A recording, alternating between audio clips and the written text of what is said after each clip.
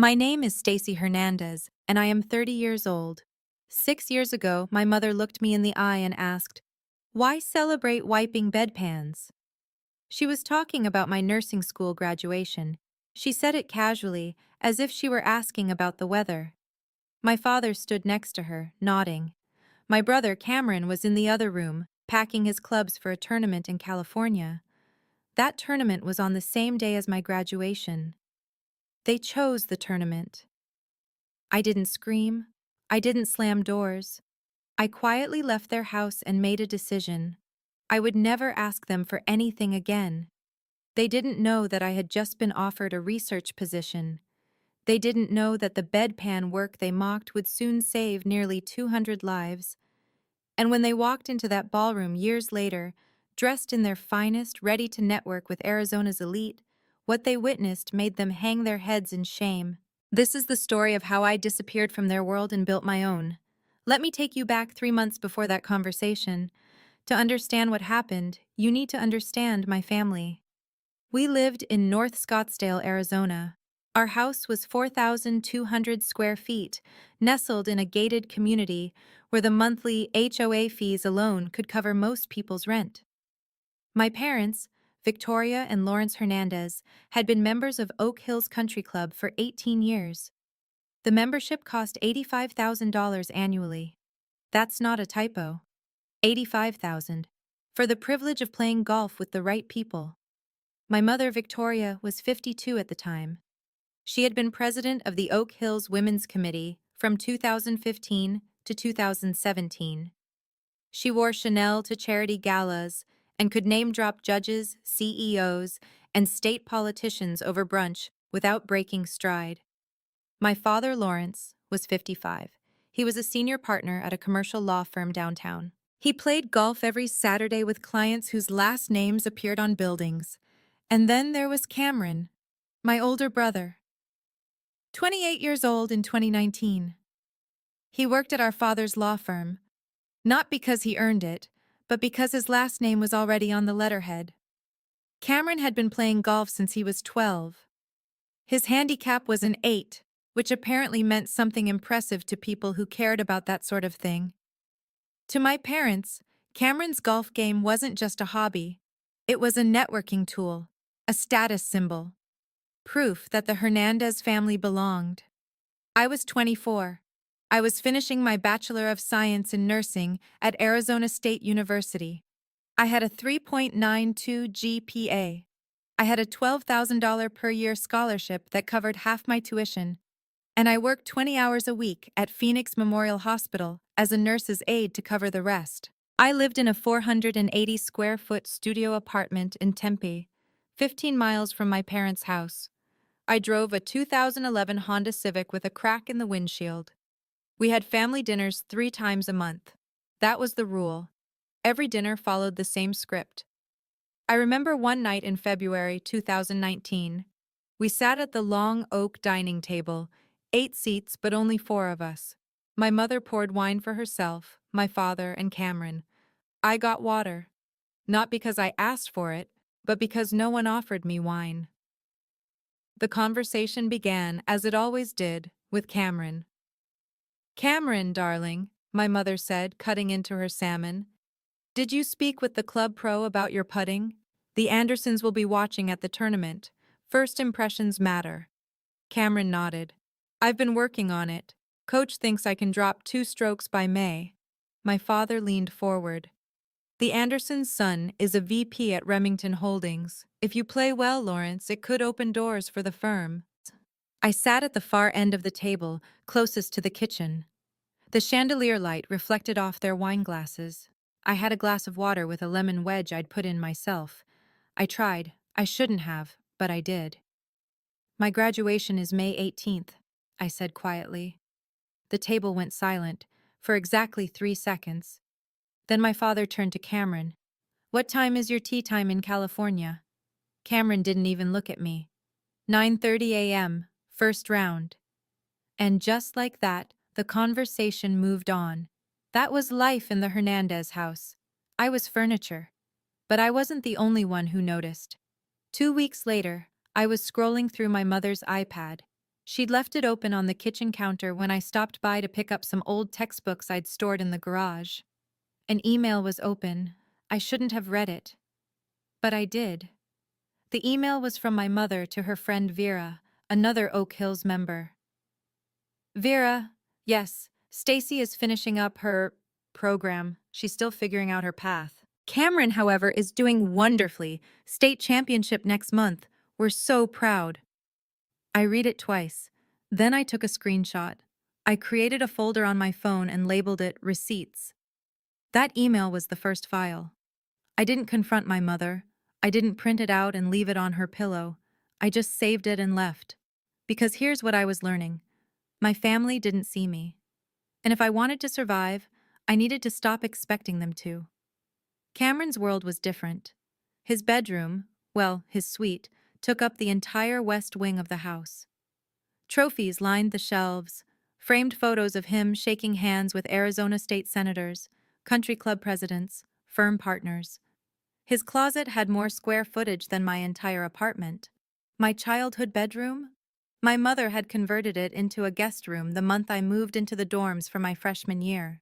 When I came home for Thanksgiving in 2018, I walked in and saw a queen-sized bed with decorative pillows and a framed print that said Home Sweet Home. My high school graduation photo, the one that used to hang above my desk, was gone.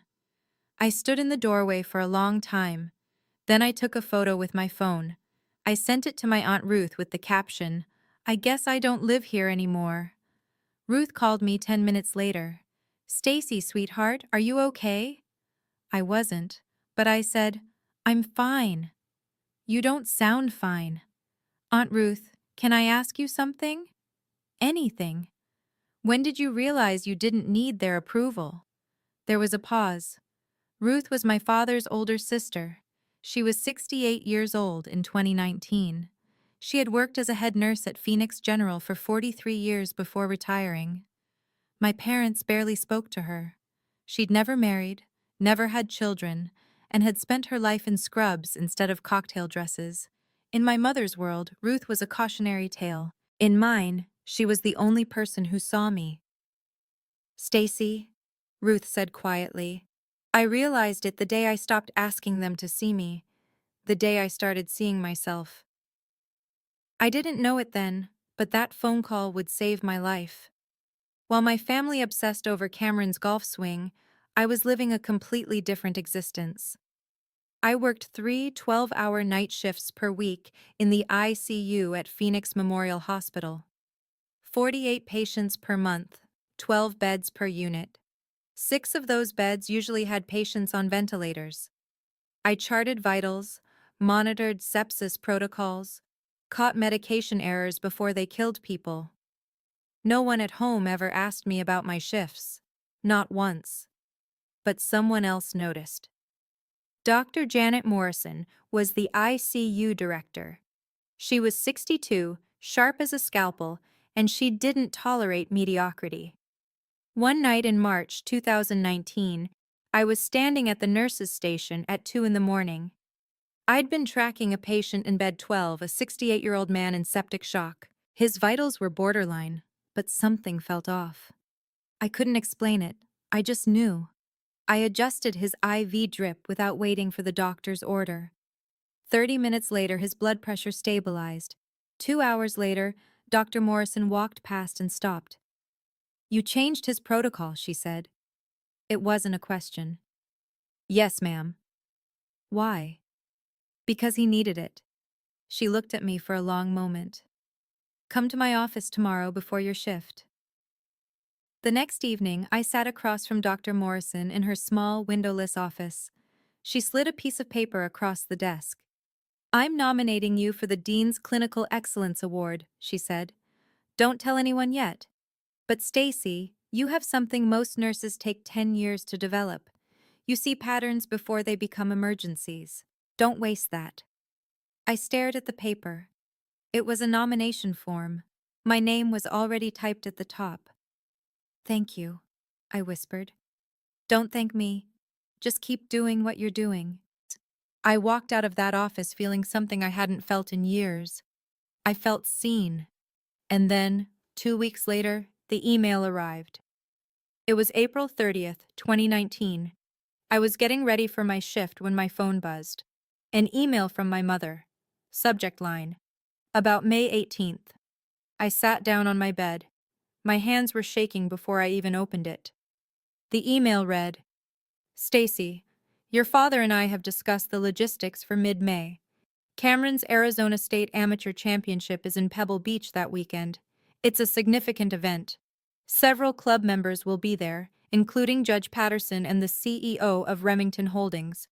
Your graduation ceremony is, of course, important to you, but realistically, it's just walking across a stage. Cameron's tournament is a real opportunity for family visibility. I hope you understand. We'll celebrate you another time. Love, Mom. I read it 3 times. I didn't cry. Not then. I forwarded the email to my receipts folder. Then I texted my Aunt Ruth. Can you come to my graduation? You'll be the only one there. She replied in 30 seconds. I'll be in the front row. I put my phone down. I stared at the wall. And I made a decision. I would never need them again. The next 2 weeks were strange. I kept waiting for my mother to call, to say she'd reconsidered, to say that maybe my father could go to Cameron's tournament and she could come to my graduation. Something. She never called. 1 week before graduation, I almost broke. I was sitting in my car outside the hospital after a night shift. It was 11 p.m. The parking lot was nearly empty. I pulled out my phone and started typing a text to my mother. Mom, my graduation really means a lot to me. Is there any way? I stopped. I stared at the words, then I deleted them. If I had to beg for them to show up, then their presence meant nothing. I put my phone away and drove home. The next day, a message popped up in the family group chat. The chat was called Hernandez Fam. I hadn't muted it yet. I don't know why. Cameron sent a photo of his golf clubs lined up in the garage. The caption read, Ready to crush Pebble Beach. My mother replied immediately, So proud of you, darling. My father sent a screenshot of 3 business-class plane tickets. Booked and ready. Let's do this. Cameron replied, You guys are the best. Love you. I scrolled through the messages. No one had mentioned my graduation, not once. I opened the text box. I started typing. My graduation is tomorrow at 10 a.m. I stared at the message for a full minute, then I deleted it. I muted the group chat. I put my phone down. The morning of May 18th, I woke up at 6 a.m. I made coffee. I put on my cap and gown alone in my studio apartment. The fabric felt heavy. The tassel kept falling in my face. I stood in front of the bathroom mirror and adjusted it 3 times. My phone rang. It was my Aunt Ruth.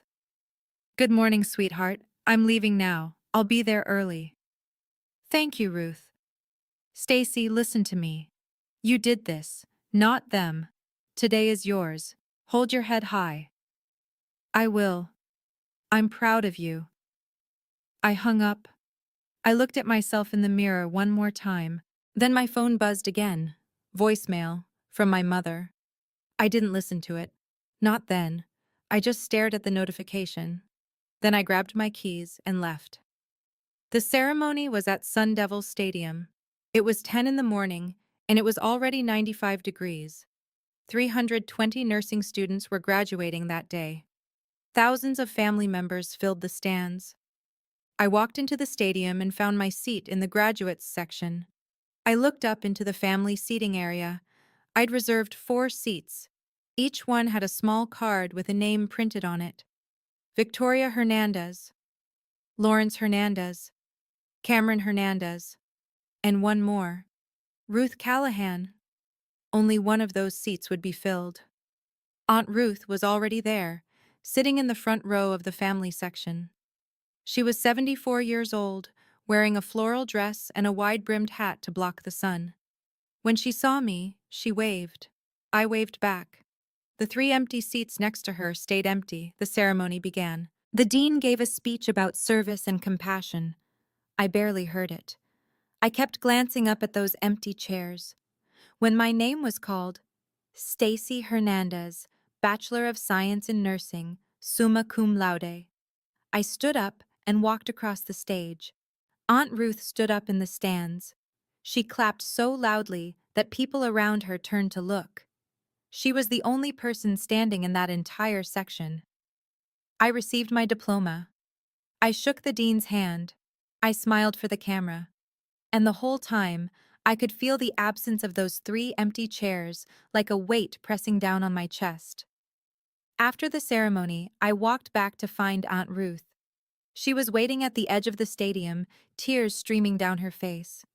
"I'm so proud of you," she said, pulling me into a hug. "Thank you for being here. Nowhere else I'd rather be." We stood there for a moment. Then my phone buzzed. Instagram notification. I opened it. My mother had posted a photo. It was a picture of her, my father, and Cameron standing on a golf course. The sky was blue. The grass was impossibly green. Cameron was holding a golf club, grinning. My mother had her arm around him. My father was smiling in the background. The caption read, "Watching my champion compete today. So proud of this young man. Family is everything. Hashtag proud mom. Hashtag Pebble Beach. Hashtag family first." The post had been uploaded at 11:15 a.m., 15 minutes after I walked across the stage. I stared at the photo, at the caption, at the hashtag, hashtag family first. I took a screenshot. I added it to my receipts folder. The folder now had 12 files. I didn't cry. Aunt Ruth looked at my face. "Stacy? Can we leave now?" "Of course." We walked to her car in silence. She drove me back to my apartment. On the way, I finally listened to my mother's voicemail. Her voice came through the speaker, bright and casual, like she was calling to ask about dinner plans. "Stacy, hi, darling. We're boarding now. I just wanted to say, don't be dramatic about this. It's not like you're becoming a real doctor. This is just practical. You'll have many graduations in life. Cameron only has one shot at state championships. We'll talk soon. Love you." I listened to it once. Then I saved it. Aunt Ruth glanced over at me. "Are you okay?" I stared out the window. The Arizona desert stretched out on both sides of the highway. Saguaro cacti stood tall and silent against the sky. "Aunt Ruth, can I ask you something?" "Anything." "When does it stop hurting?" She was quiet for a long time. Then she said, "When you stop expecting them to change." I nodded. I didn't say anything else. That night, I sat alone in my apartment. I opened my laptop. I looked at the folder labeled Receipts, 12 files, emails, screenshots, voicemails.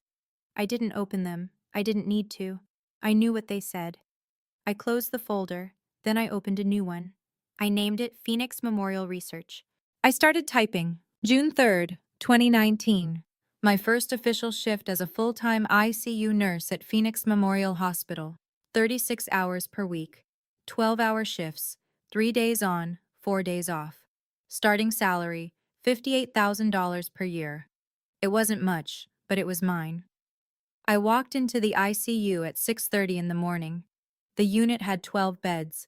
8 of them were occupied. 4 patients were on ventilators.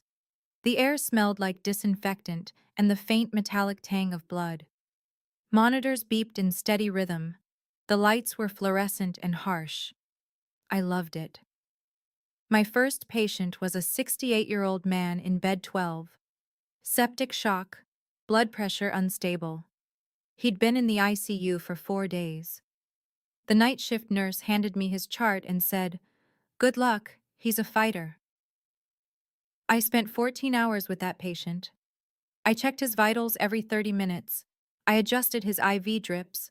I monitored his oxygen levels. I charted everything. At 11 p.m., his blood pressure finally stabilized.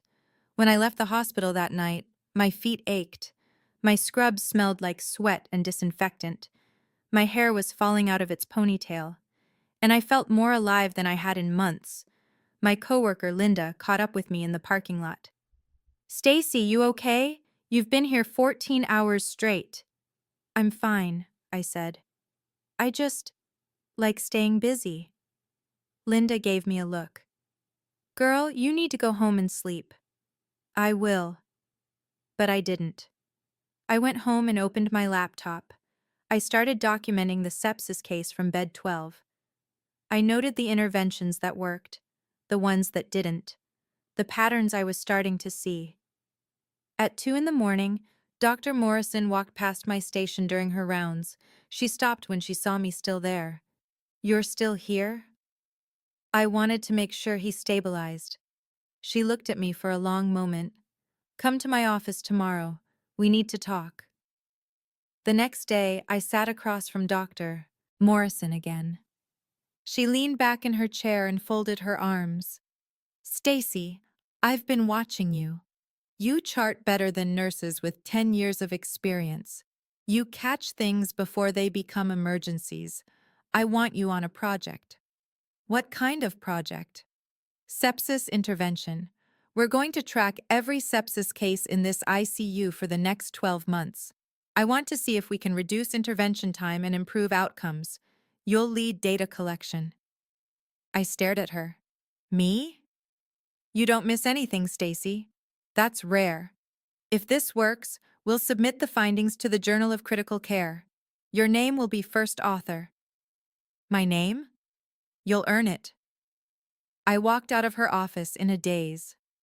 That night, I called Aunt Ruth. Ruth, something happened today. Good or bad? Good, I think. Dr. Morrison asked me to lead a research project. Ruth was quiet for a moment. Then she said, Stacy, do you know why I became a nurse? Why? Because I wanted to matter in a way that didn't require anyone's permission. You're doing that now. I smiled. For the first time in weeks, I smiled. Meanwhile, my family was silent. From June to December 2019, my parents called me 3 times. Once on my birthday in July. Once to invite me to Thanksgiving. Once in early December to ask if I was coming home for Christmas. I didn't answer any of the calls. Cameron never called at all. I didn't block their numbers. I just let them ring. Let the voicemails pile up. I didn't listen to them. In late November, my mother sent me an email. Subject line: Thanksgiving. Stacy, we'd love to see you for Thanksgiving. Cameron is bringing his new girlfriend, Sophie. It would mean a lot to have the whole family together. I read the email twice. Then I closed it. I didn't reply. On Thanksgiving Day, I worked a 12-hour shift in the ICU. I ate turkey in the hospital cafeteria with Linda and 2 other nurses. It was the best Thanksgiving I'd had in years. Every 2 weeks, I met Aunt Ruth at a cafe called Cafe Lux in Scottsdale. We'd sit at the same corner table by the window, looking out at Camelback Mountain. Ruth would order a cappuccino. I'd order black coffee, and we'd talk. Not about my parents, not about Cameron, just about life, about nursing, about the patients I was seeing, the research I was doing. One afternoon in October, Ruth looked at me over her coffee cup and said, Stacy, your mother called me last week. I looked up. What did she say? She asked if you were okay. I told her you were thriving. What did she say to that? Nothing. She just hung up. I nodded slowly. I wasn't surprised. Ruth reached across the table and put her hand over mine. You know what the hardest part is? Not that they don't see you. It's that they don't want to see you. I know. But you're building something they can't touch. And that's power, Stacy. Real power. By December 2019, the Sepsis Protocol Project was showing results. In 6 months, we'd tracked 48 cases. Average intervention time had dropped from 4.2 hours to 2.1 hours. Dr. Morrison presented the preliminary data at a hospital-wide meeting in front of 40 physicians and nurses. She stood at the front of the conference room with a PowerPoint slide showing our numbers. This data, she said, represents a potential 35% reduction in sepsis mortality, and it was driven by a nurse who graduated 6 months ago. Everyone in the room turned to look at me. I was sitting in the back row, wearing scrubs, my hair in a messy bun. A few doctors nodded. One of them, a cardiologist named Dr. Ellis, walked up to me after the meeting. "Stacy Hernandez?" "Yes, sir. I'll be watching your career." I drove home that night and called Aunt Ruth. "Ruth, I think I just found my family." "What do you mean?" "The people at the hospital. They see me, they see what I'm doing." Ruth's voice was soft. "Then that's your family, sweetheart. Blood doesn't make family. Seeing does." I hung up the phone and sat in my apartment. I looked around at the small space, 480 square feet, a futon, a desk, a kitchen the size of a closet. It was mine, and for the first time in my life, that was enough. March 2020. COVID-19 hit Phoenix. I'll never forget the first week. The ICU went from 12 beds to 24, then 36. We converted 2 entire floors into COVID units. Patients came in faster than we could chart them. Ventilators ran 24 hours a day. The sound of alarms was constant. I volunteered for the COVID ICU, 60 hours per week, sometimes 70. I wore full PPE for 12-hour shifts, gown, gloves, N95 mask, face shield. I couldn't eat. I couldn't drink. I could barely breathe. In the first 8 weeks, I watched 32 patients die, but I also saved lives. The sepsis protocol I'd been working on, it turned out that COVID patients who developed septic shock had better outcomes if we caught the signs early. The intervention time mattered. Every hour counted. By May 2020, I had saved 15 COVID patients from septic complications. By August, that number was 43. One night in June, I called Aunt Ruth at 2 in the morning. I was sitting in my car in the hospital parking lot. I'd just finished a shift where 3 patients died and 4 survived. "Ruth, I don't know if I can keep doing this." "Yes, you can. I watched 3 people die tonight. And you saved 4. I was crying. I hadn't cried in over a year, but that night I broke. "Is that enough?" I whispered. "Sweetheart," Ruth said gently, "you're doing what angels do." I wiped my face. I took a breath. I went back inside and started my next shift. By the end of 2020, I had saved 78 lives. February 2021. The Journal of Critical Care published our sepsis study. The title was Early Sepsis Intervention Protocol in ICU Settings, a 12-month prospective study. The first author was listed as Stacy Hernandez, RN, BSN. I was sitting in the hospital break room when Dr. Morrison sent me the link. I opened it on my iPad. I stared at my name in print. Stacy Hernandez, first author. I cried. Not sad tears, something else. Something I didn't have a word for. I took a screenshot of the first page. I sent it to Aunt Ruth. "We did it," she replied immediately.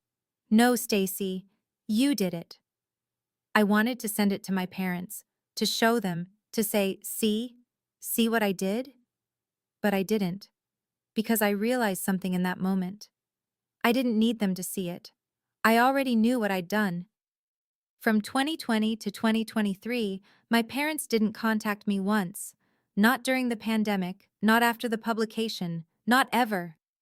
I checked my mother's Instagram occasionally, not because I missed her, just because I was curious. In 2021, she posted a photo of Cameron's engagement. He was on one knee in front of a woman named Sophie. The caption read, "Our boy is getting married, so proud." In 2022, they took a family vacation to Turks and Caicos. There were photos of my parents, Cameron, and Sophie on a yacht. Everyone was smiling. No one mentioned me.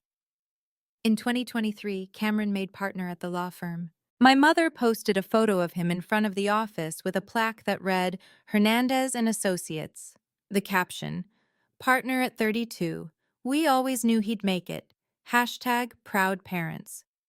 I wasn't in any of the photos. I closed Instagram. I didn't unfriend them. I didn't block them.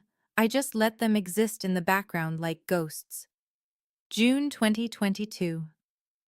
I was promoted to Senior Clinical Nurse Specialist at Phoenix Memorial Hospital. I was 28 years old, the youngest person in the hospital's history to hold that title. My salary jumped to $78,000 per year. My role expanded. I wasn't just working in the ICU anymore. I was training new nurses. I was consulting on sepsis protocols across multiple departments. The hospital held a small ceremony. The CEO, Daniel Wright, handed me a certificate in front of about 150 staff members. "Stacy," he said, shaking my hand, "in 3 years, you've changed how we practice medicine here. That's not common." The room applauded. I looked out into the audience. Aunt Ruth was sitting in the front row, right in the family section. The 4 seats next to her were empty. After the ceremony, my coworker Linda came up to me. "Stacy, where's your family?" I smiled and turned to Aunt Ruth. "You're looking at her." October 2023. I was invited to present at the National Nurses Conference in San Diego. 800 nurses attended. I stood on a stage in the San Diego Convention Center and presented my sepsis research. The slide behind me read, 189 lives saved. That was the number. Not an estimate, not a guess. 189 documented cases where early sepsis intervention had saved a life. I finished my presentation, and the room gave me a standing ovation. It lasted 4 minutes.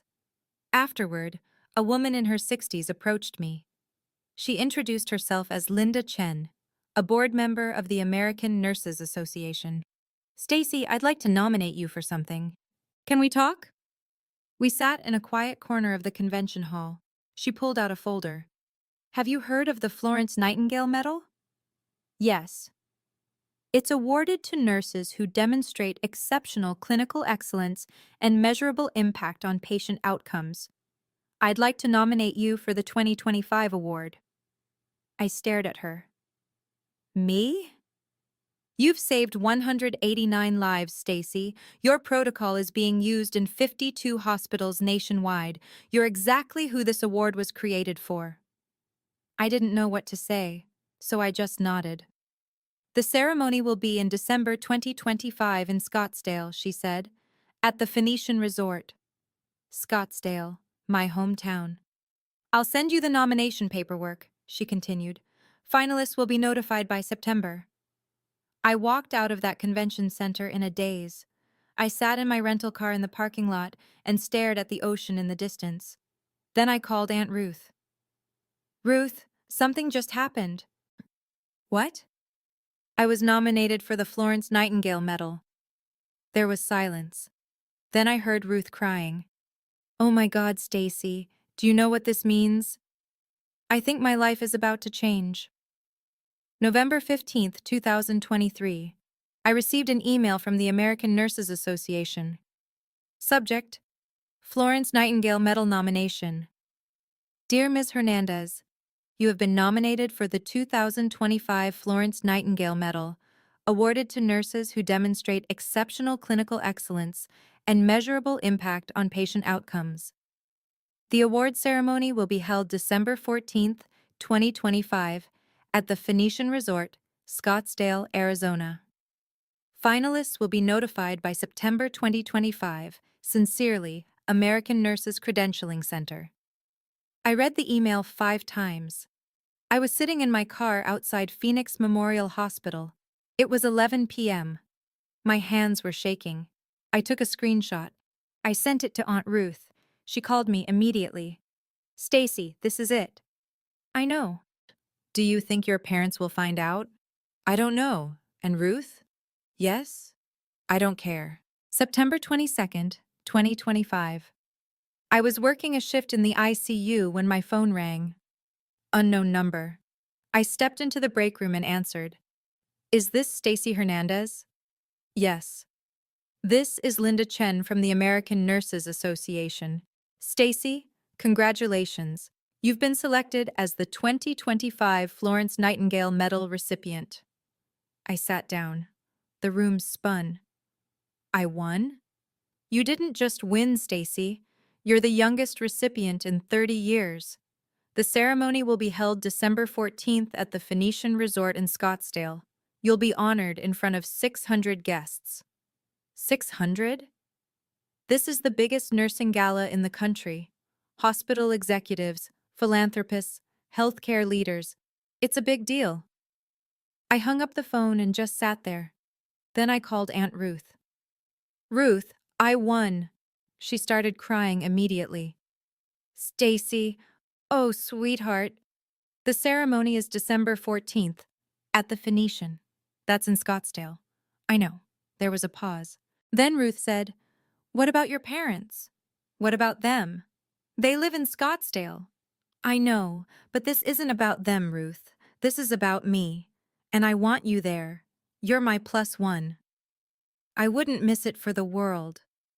2 weeks later, in early October, I received an email from the ANA with details about the gala. At the bottom of the email was a list of sponsors. I scrolled through it casually, and then I stopped. Platinum sponsor, $50,000. Hernandez and Associates, legal counsel. Cameron Hernandez, partner. I stared at the screen. Cameron's law firm was sponsoring the gala, which meant my parents would be invited as VIP guests. I took a screenshot. I sent it to Aunt Ruth. Cameron's firm is sponsoring the event. They'll be there. She called me immediately. Do they know you're the honoree? No, the honoree isn't announced publicly until the event. So they'll just think it's a networking event. Exactly. Ruth was quiet. Then she said, poetic justice. Maybe. Are you going to tell them? I thought about it. For a long time. No, I finally said. I'm not. November 2025. Somewhere in North Scottsdale, my mother received a formal invitation to the gala. I didn't know this at the time, but I found out later. The invitation was engraved on heavy cardstock. It read, "You are cordially invited to the 2025 Florence Nightingale Medal Gala. December 14th, 2025. The Phoenician Resort, Scottsdale, Arizona. Black tie event. Honoring excellence in nursing." My mother showed it to my father over breakfast. This looks like a good event, she said. Healthcare executives will be there. Good for Cameron's firm. My father nodded. We should bring Cameron and Sophie. Good visibility. They RSVP'd. Yes. They had no idea who was being honored. December 10th, 2025. 4 days before the gala. I was sitting on my couch when my phone buzzed. A text from an unknown number. I opened it. Hi Stacy, this is Mom. We'll be in Scottsdale December 14th for a work event at the Phoenician. Would love to see you for coffee if you're free. It's been too long. Love, Mom. I read it 3 times. She didn't know. She had no idea. I took a screenshot. I sent it to Aunt Ruth. She has no idea. Ruth replied, Do you think you'll see her? I stared at the text for a long time. Then I replied to Ruth, Yes, but not the way she thinks. I didn't reply to my mother's text. I just let it sit there, unread, unanswered. December 13th, 2025, 1 day before the gala. I tried on my dress. It was midnight blue, floor length, with a fitted bodice. I'd bought it 2 months earlier. I stood in front of my bedroom mirror and looked at myself. I wasn't the 24-year-old girl who graduated alone anymore. I was 30. I had saved 189 lives. My research was published. My protocol was used in 52 hospitals. I didn't need them to see me, but tomorrow they would. I practiced my speech in the mirror. Good evening. My name is Stacy Hernandez. 6 years ago, I graduated from nursing school alone. I stopped. I shook my head. No, that's not how I would start. I would start with the patients, because that's what mattered. I called Aunt Ruth. Are you ready for tomorrow? I've been ready for 6 years. December 14th, 2025, 6 p.m. Aunt Ruth and I arrived at the Phoenician Resort. The ballroom was massive. 80 round tables draped in white linens. A stage at the front with a backdrop that read, Florence Nightingale Medal 2025. Crystal chandeliers hung from the ceiling. 600 guests in black tie attire. I wore my midnight blue dress. Aunt Ruth wore a formal navy gown. We walked in together. A woman at the entrance checked our names. Ms. Hernandez, you're at table 1, the honoree table. Table 1 was directly in front of the stage. I scanned the room. I found table 12, the VIP sponsor section. 4 place cards sat on the table. Mr. Lawrence Hernandez, Mrs. Victoria Hernandez, Mr. Cameron Hernandez, Mrs. Sophie Hernandez. They weren't there yet. Ruth and I sat down at table 1. She reached over and squeezed my hand. How are you feeling? I don't know yet. At 6:45, I saw them walk in. My mother was wearing a black Chanel gown. My father wore a tuxedo. Cameron was in a dark suit and Sophie, who I'd never met, wore a silver dress. They looked exactly like I remembered, polished, perfect, confident. They walked to table 12 and sat down. My mother immediately started scanning the room, looking for people to network with. She didn't look at table 1. She didn't see me.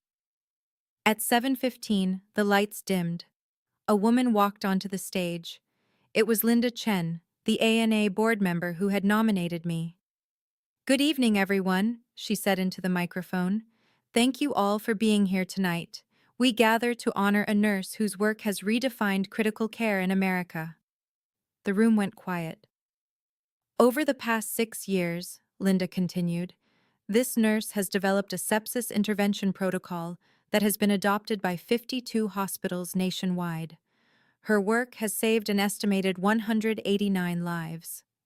The screen behind her lit up. A slideshow began. Photos of hospital rooms. Blurred faces of patients. Quotes appeared on the screen. She saved my father. She didn't give up on me. She saw what the doctors missed. I glanced at table 12. My mother was smiling politely, sipping champagne. My father was leaning back in his chair. Cameron was checking his phone. They had no idea.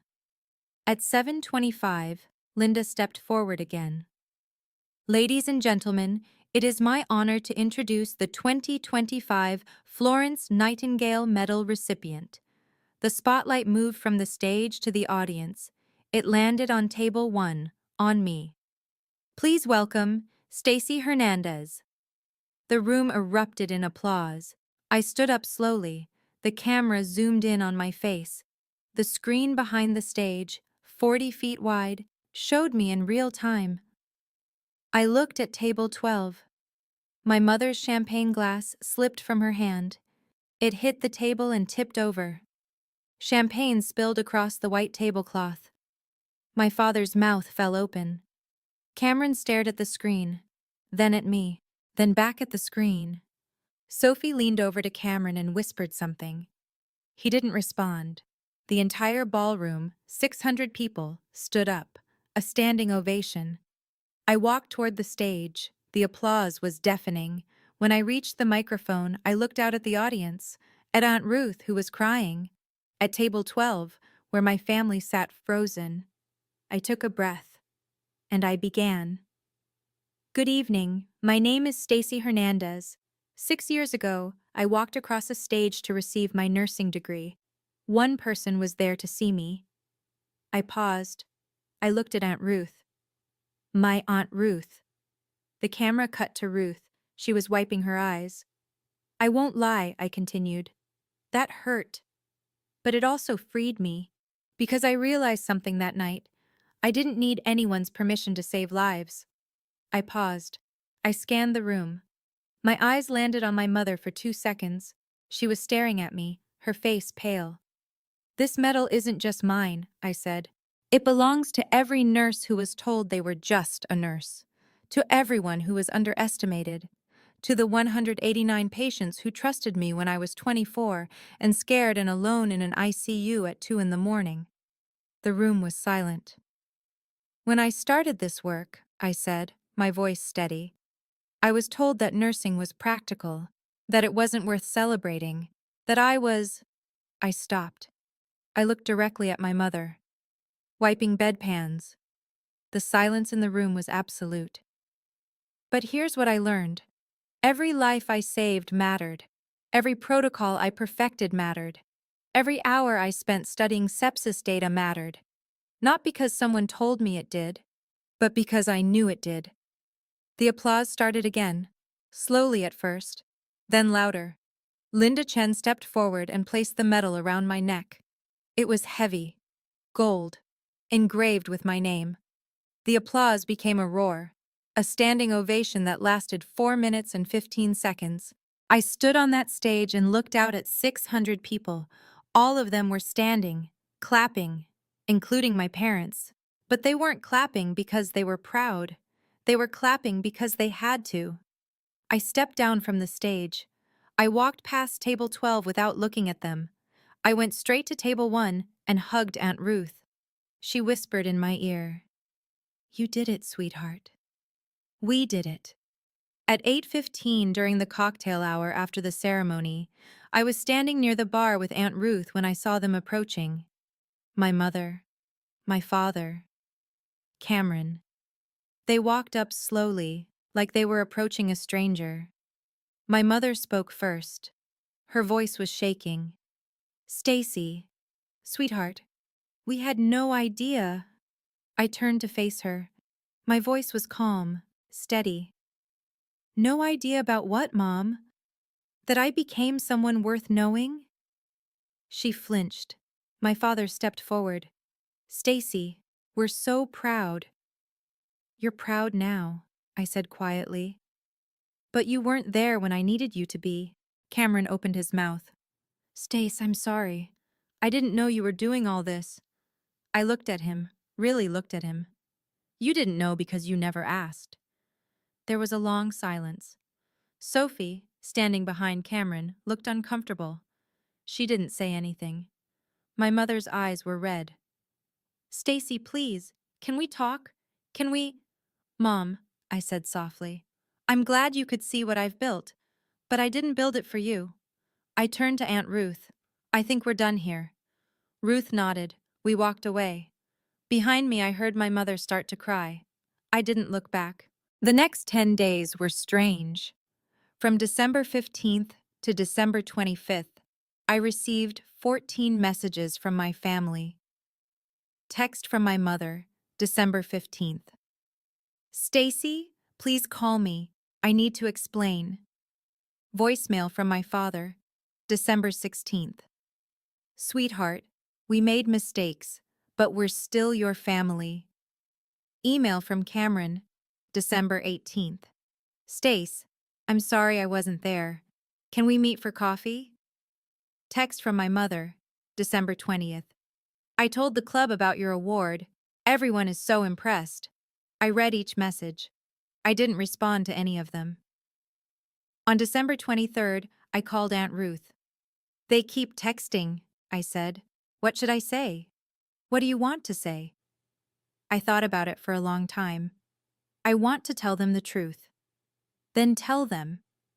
On December 26th, I sat down at my laptop and wrote one email.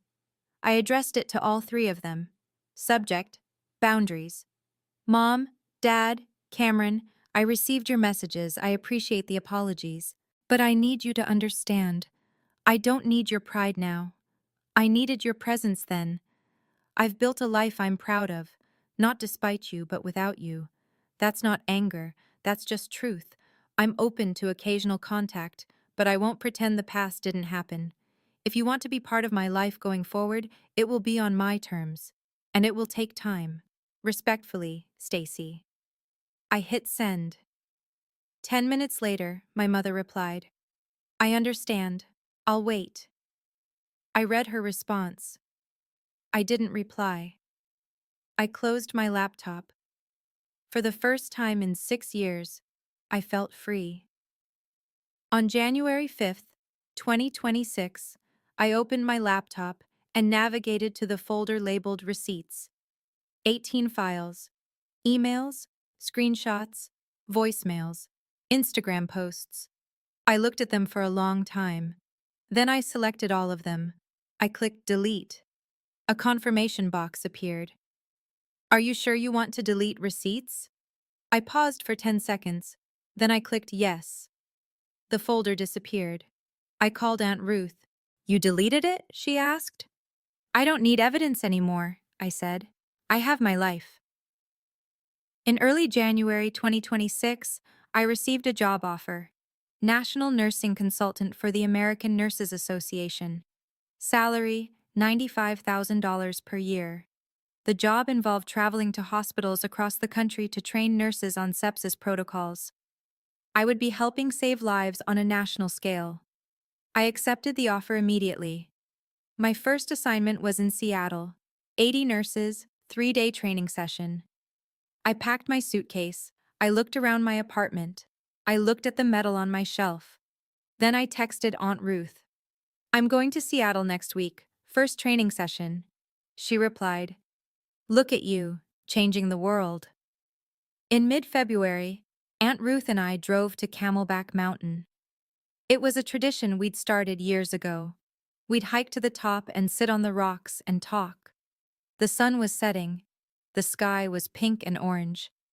Scottsdale stretched out below us. Stacy, Ruth said, do you think they'll ever really understand what they missed? I thought about it. Does it matter? No, she said.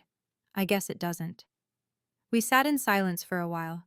Then Ruth said, You spent 6 years proving you didn't need them. Now you get to spend the rest of your life knowing it. I looked out at the desert, at the city, at the life I'd built. I used to climb this mountain, I said, and wonder when I'd feel like I belonged. Now I know I belonged all along, just not to them. Ruth put her arm around me. You found your people, Stacy. I did. In early March, I received a text from my mother. Stacy, I saw your name in the Journal of Nursing. I'm reading your work now. I'm trying to understand. I love you. I read the message 3 times. I didn't reply immediately. I let it sit there for 3 days. Then, finally, I wrote back. Thank you, Mom. I appreciate that you're trying. It wasn't forgiveness. It wasn't reconciliation. It was just acknowledgement. And that was enough, for now. On a quiet Sunday afternoon in late March, I sat in my apartment. I looked at the medal on my shelf. I thought about the last 6 years, the nights I worked alone in the ICU, the patients I saved, the research I published, the award I won, the ballroom, the standing ovation, my mother's face when she realized who I'd become. And I realized something. I didn't need them to see me anymore, because I'd already seen myself. I thought about what I would say if someone asked me, was it worth it? And the answer was simple. Yes, because I chose myself. I chose my patients. I chose the people who saw me, like Aunt Ruth, like Dr. Morrison, like the 80 nurses I'd be training next week in Seattle. I chose the life I wanted, and that choice saved me. Before we wrap up, I want to say something. If this story resonated with you, if you've ever felt invisible in your own family, or if you've ever had to build something beautiful out of nothing, leave a comment below. I'd love to hear your story. And if you haven't already, subscribe to this channel. Because I'm not done telling stories like this. Stories about people who chose themselves, who built lives worth living, who walked away from people who couldn't see them and found people who could. There's power in that. Real power. They say you can't choose your family. But I did. I chose the patients who trusted me. I chose the colleagues who saw me. I chose the aunt who never left. That's my family. And I'm finally home.